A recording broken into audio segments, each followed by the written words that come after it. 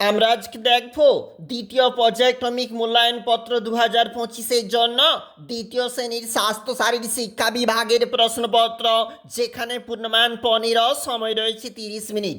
দেখো, শুরুতে রয়েছে সঠিক উত্তরে টিক চিহ্ন দাও।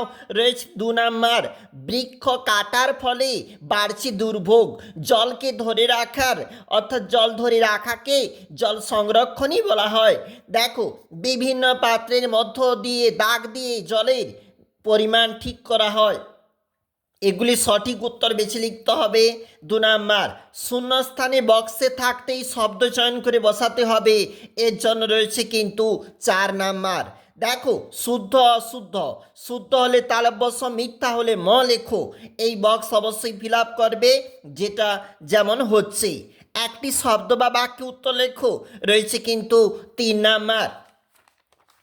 এটা পরবর্তী পেজ। এখানে রয়েছে সংক্ষিপ্ত উত্তরধর্মী প্রশ্ন, এগুলা রয়েছে 2 নাম্বার করে। শারীরিক মানসিক কলাকর্ম শিক্ষা থাকতে প্রশ্ন রয়েছে 7.5 নম্বর।